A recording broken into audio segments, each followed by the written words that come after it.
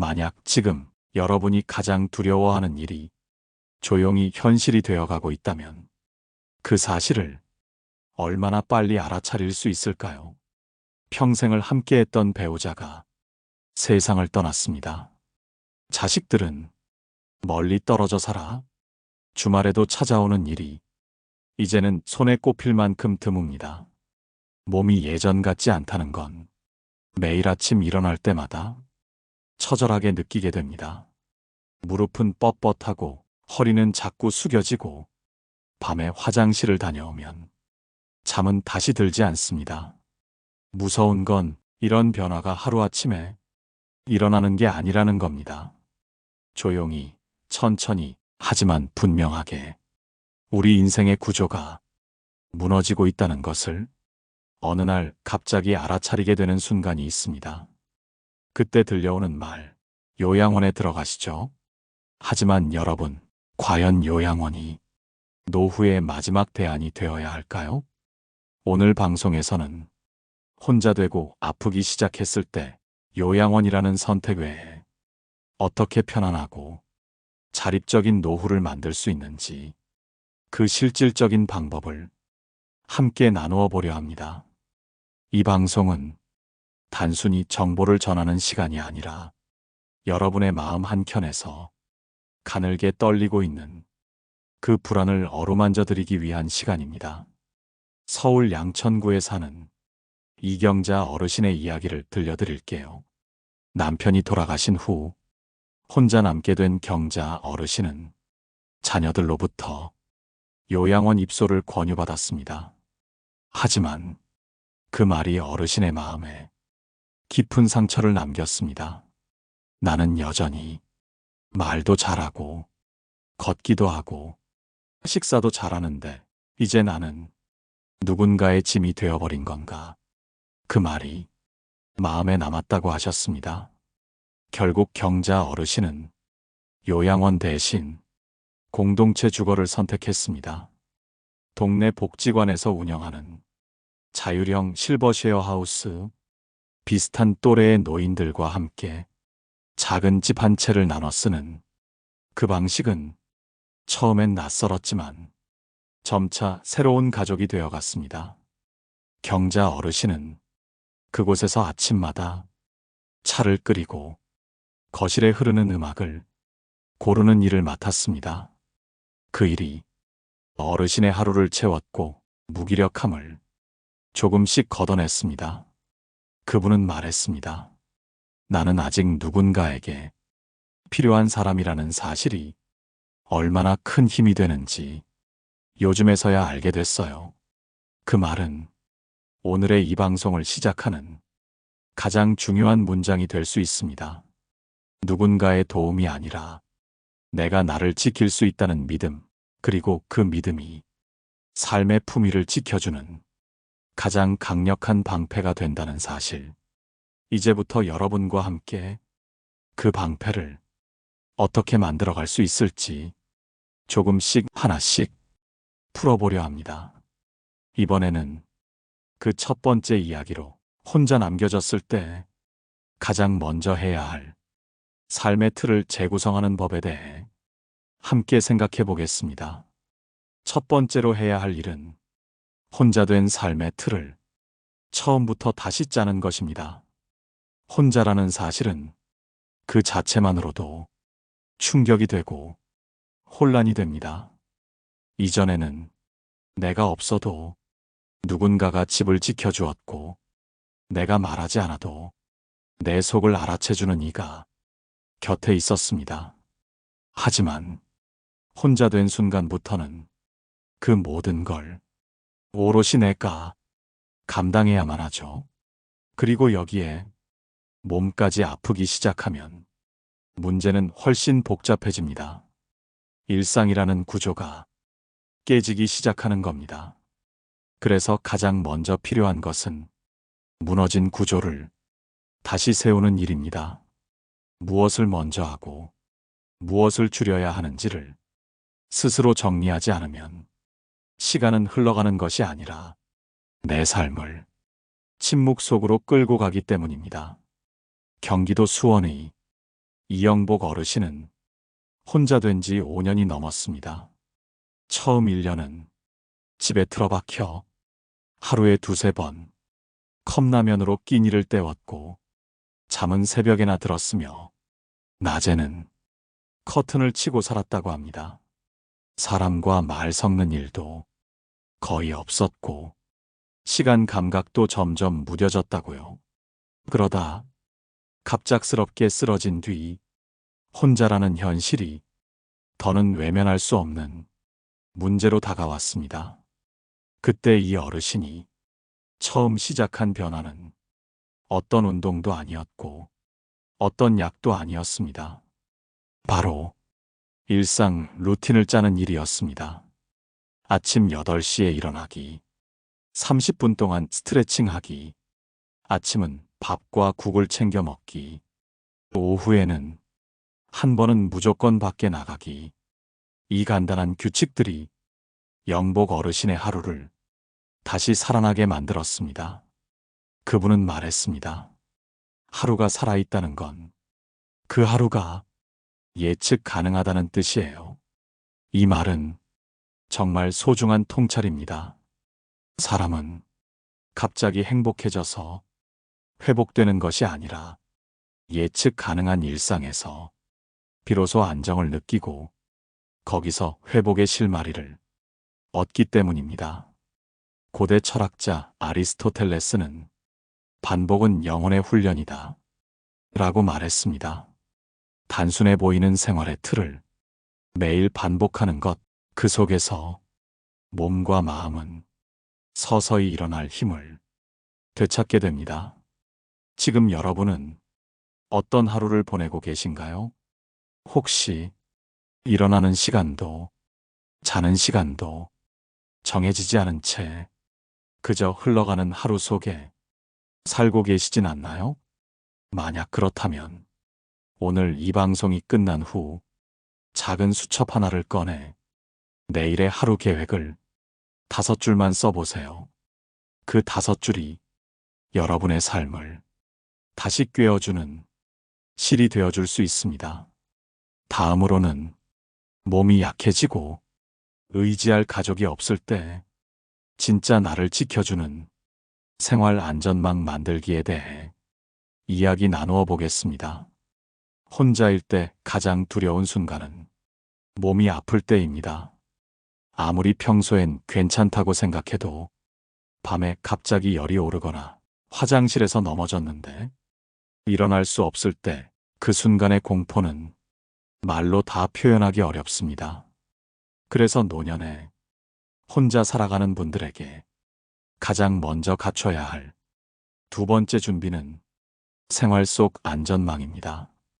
여기서 말하는 안전망은 누군가에게 모든 걸 의지하는 것이 아니라 나를 위한 기본적인 보호장치를 스스로 설계해두는 것입니다. 서울 은평구에 사는 김희자 어르신은 남편 없이 혼자 지낸 지 7년이 넘었습니다. 오랜 지병이 있는 것도 아니고 아직은 비교적 건강했지만 어느 날 욕실에서 미끄러져 엉덩방아를 찍고 난 이후 몸이 아니라 마음이 무너졌다고 말합니다. 누가 도와주지 않으면 여기서 그대로 죽을 수도 있겠구나.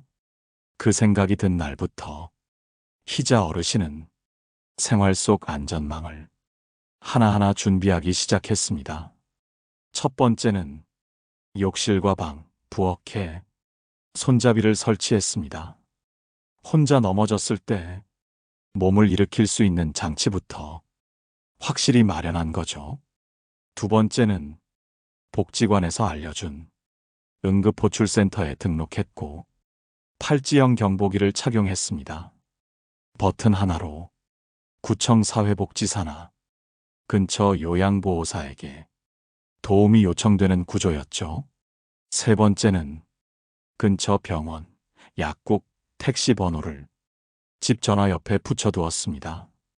작은 일이지만 막상 아프면 머리가 잘 돌아가지 않기 때문에 미리 적어둔 것이 큰 도움이 된다고 하셨습니다.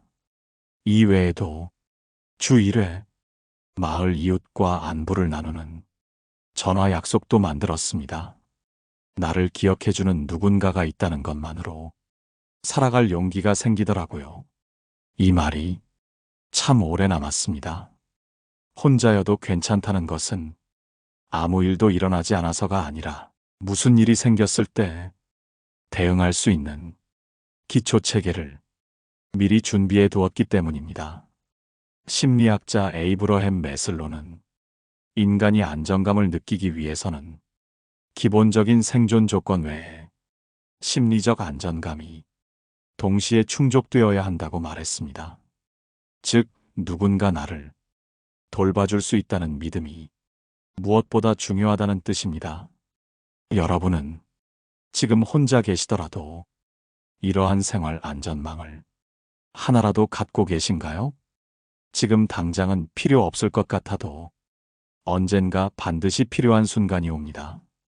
그때를 위해 지금 당장 작은 준비부터 시작해 보세요.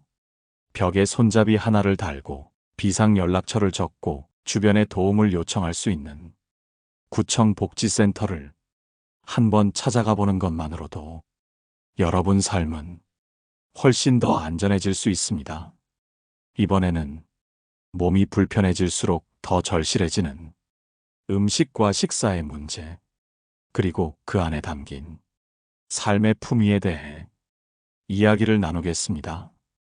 혼자 사는 노년에게 음식은 단순히 생존을 위한 수단이 아닙니다. 그건 삶의 품위를 지켜주는 마지막 일상입니다. 나이 들수록 식사라는 건 점점 간편해지기 쉽습니다. 어제 먹다 남은 반찬을 대충 데워서 먹고 입맛이 없다는 이유로 한 끼를 거르고 라면이나 간편식을 습관처럼 먹게 되는 일들. 이런 식의 식사는 단순히 영양 부족을 넘어서 심리적인 허기까지 동반하게 됩니다. 음식을 통해 자신을 존중하지 않으면 점차 자기 존재에 대한 애정조차 사라지게 되는 겁니다. 충청북도 제천시에 사는 이선의 어르신은 혼자 된 지 오래되지 않았지만 이미 식사를 무의미하게 여기고 있었습니다. 처음 몇 달은 다시 삶을 정돈해 보려 노력도 했지만 하루 이틀 지나는 동안 음식 준비가 버거운 일이 되었다고 합니다. 그러다 어느 날 우연히 마을 부엌 프로그램에 참여하게 됐습니다. 지역 복지관에서 혼자 사는 노인들끼리 일주일에 한 번 함께 모여 간단한 음식을 만들고 같이 나눠 먹는 활동이었죠. 그날 선의 어르신이 처음 만든 음식은 들깨미역국이었습니다.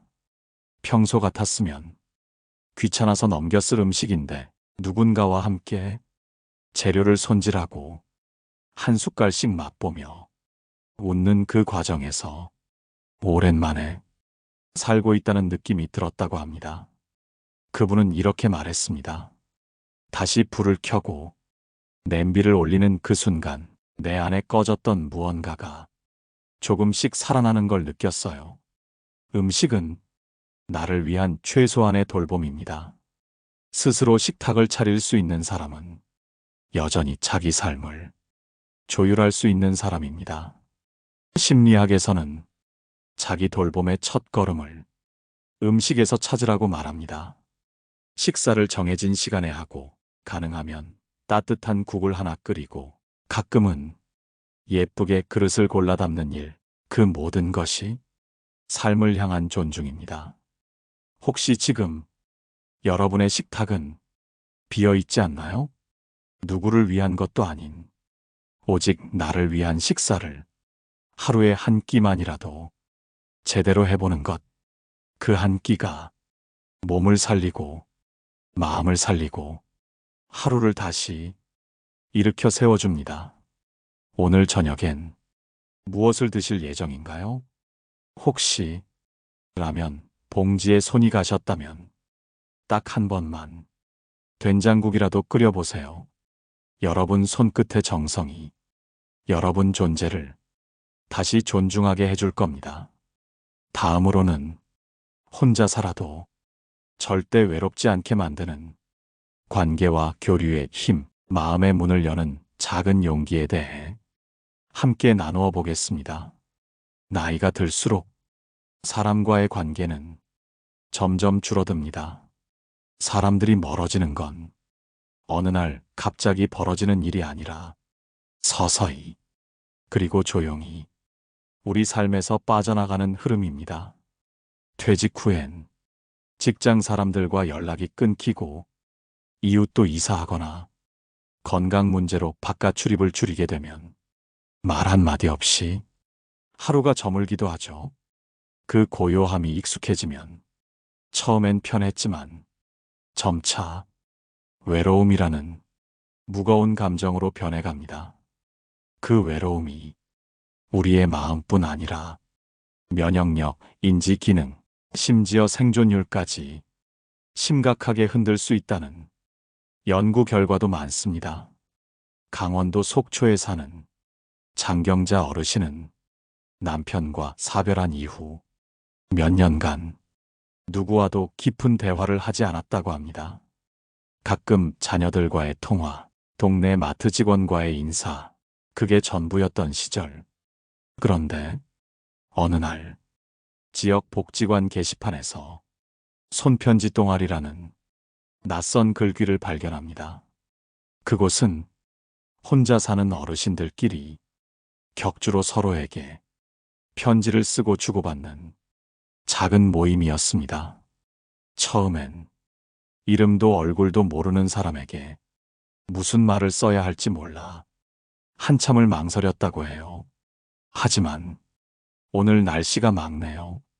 괜히 누군가가 떠오릅니다. 라는 짧은 첫 문장을 쓴 순간 마음에 오랜만에 햇살이 스며드는 기분이 들었다고 합니다. 그 후로 그분은 편지를 주고받으며 이름도 얼굴도 익히게 되었고 서로의 안부를 묻고 계절의 변화도 함께 느끼게 되었습니다. 어르신은 이런 말을 남기셨습니다. 누군가에게 내 마음을 기다려주는 사람이 한 명만 있어도 사람은 다시 웃을 수 있어요. 그렇습니다. 관계는 크고 화려할 필요 없습니다. 오히려 작고 깊은 마음의 교류 하나면 충분합니다. 인간은 본능적으로 누군가와 연결되어 있다는 느낌 속에서 존재의 의미를 느낍니다. 심리학자 에릭 에릭슨은 노년기의 중요한 과제는 고립을 피하고 연결을 회복하는 것이라 말했습니다. 지금 여러분 곁에는 마음을 나눌 수 있는 사람이 한 명이라도 있으신가요? 만약 없다면 여러분이 먼저 누군가의 문을 조심스럽게 두드려보는 것도 좋은 시작이 될 수 있습니다. 간단한 인사 문자, 오랜 친구에게의 안부 전화, 복지관의 작은 모임 참석, 이 작은 움직임들이 여러분의 노후를 외롭지 않게 만들어줍니다.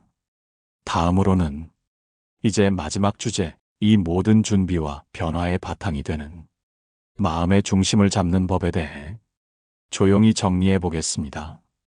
혼자 살아가는 노년의 삶에서 무엇보다 중요한 건 마음의 중심을 지키는 힘입니다. 몸이 조금 불편해지고 주변 사람들과의 관계가 줄어들고 하루하루가 반복되는 그 순간 사람은 자기도 모르게 자신을 잃어가게 됩니다. 나는 누구였는지, 무엇을 좋아했고 어떤 순간에 웃었는지조차 기억이 흐려지기 시작합니다. 이럴 때일수록 내가 나를 붙드는 힘, 마음속 중심을 다시 세워야 합니다. 경상남도 김해에 사는 오태식 어르신은 70이 넘은 나이에 자신이 좋아했던 글쓰기를 다시 시작했습니다. 그분은 젊은 시절 국어 교사였지만 퇴직 후 글을 쓸 일이 없으니 자연스럽게 펜을 놓았다고 합니다.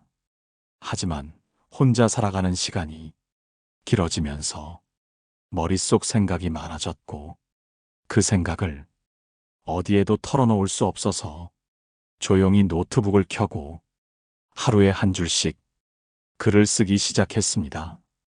처음엔 오늘 본 하늘, 동네 슈퍼 아주머니의 인사, 배달 온 택배 박스에 대한 짧은 메모였지만 그 글들이 쌓이면서 자신의 마음이 정리되기 시작했다고 합니다. 내가 어떤 생각을 하고 사는지 나도 몰랐는데 글을 쓰면서 내가 나를 다시 만나는 기분이었어요. 이 말에서 진짜 중심이란 바로 이런 게 아닐까 싶었습니다. 우리는 누군가에게 보이기 위해서가 아니라 스스로에게 다정하기 위해 내면의 대화를 이어가야 합니다. 그게 글쓰기든 기도든 명상이나 아침마다 창밖을 바라보는 일이든 형식은 중요하지 않습니다. 그 시간은 나를 지키는 정신의 버팀목이 됩니다. 철학자 빅토르 프랑클은 삶은 의미를 찾을 수 있을 때 비로소 견딜 수 있다고 했습니다. 그 의미는 어디에 있지 않습니다. 그저 내가 하루를 어떻게 바라보고 어떤 감정으로 마주하느냐에 따라 완전히 달라지는 법입니다. 여러분, 요즘 여러분 마음속에 가장 자주 떠오르는 생각은 무엇인가요? 혹시 이제는 다 끝난 것 같다, 나는 필요 없는 존재인가 같은 말들이 조용히 들려오진 않으시나요? 그렇다면 하루에 단 10분만이라도 자신의 마음을 들여다보는 시간을 가져보세요. 그 안에서 여전히 살아있는 감정, 누구에게도 말하지 못했던 속마음, 그리고 스스로에게 주고 싶은 위로의 말이 하나씩 떠오를 겁니다. 다음으로는 이제 오늘 이야기를 정리하며 마지막 인사와 함께 방송을 마무리해 보겠습니다. 오늘 우리는 혼자 된 노년에 몸까지 아프기 시작했을 때 요양원이 아닌 또 다른 길에 대해 함께 이야기 나눴습니다. 그 길은 누가 대신 열어주는 것도 아니고 정부나 자녀가 자동으로 준비해 주는 것도 아닙니다. 그 길은 오직 여러분 자신이 조금씩 작은 손짓으로 조용히 열어가는 길입니다. 첫 번째로 하루의 구조를 다시 세우는 힘이 필요합니다. 잠드는 시간과 일어나는 시간, 식사와 산책의 루틴, 작은 규칙 하나하나가 무너진 삶에 질서를 되찾아줍니다. 두 번째로 생활 안전망을 미리 준비해두는 것. 손잡이 하나, 응급 호출 서비스, 가까운 이웃과의 전화 한 통이 여러분을 지켜주는 울타리가 됩니다. 세 번째로는 음식의 품위. 혼자 먹더라도 따뜻한 밥 한 끼, 정성 담긴 그릇 하나는 여전히 내 삶을 소중히 여긴다는 표현이 됩니다. 네 번째는 마음을 여는 용기입니다. 누군가와 짧은 안부를 주고받고 낯선 사람에게 인사를 건네며 작은 모임에 참석하는 일. 이것이 외로움이라는 그림자를 서서히 걷어냅니다. 다섯 번째는 마음의 중심을 지키는 연습. 글쓰기, 명상, 기도, 산책처럼 내면을 들여다보며 스스로와 대화하는 시간은 노년의 고요한 힘이 됩니다. 이 6가지 이야기는 누군가에게는 아무것도 아닌 것처럼 보이지만 여러분의 남은 생을 지켜줄 가장 중요한 준비이자 살아있는 태도입니다. 이 방송을 들으며 마음이 조금이라도 움직였다면 지금 이 순간 작은 실천 하나만 결심해 보세요. 내일 아침 일어나 햇살을 바라보며 차 한 잔을 끓여 마시기. 다음 식사엔 밥상에 된장국 하나 더 올리기. 오랫동안 연락 없던 친구에게 안부 메시지 보내기. 이런 작고 다정한 실천이 여러분의 삶을 다시 품위 있게 만들어줄 겁니다. 오늘 방송이 여러분의 마음에 잔잔한 파동처럼 남기를 바랍니다. 공감이 되셨다면 댓글로 여러분의 이야기도 조심스레 들려주세요. 그 말들이 또 다른 누군가에게 큰 위로가 될 수 있습니다. 좋아요와 구독으로 우리의 이 따뜻한 인연 오래 함께할 수 있기를 바랍니다. 다음 시간에도 여러분의 노후를 더 넓고 더 따뜻하게 만들 이야기 들고 찾아오겠습니다. 함께 해주셔서 정말 감사합니다. 노후에 빛나는 지혜였습니다.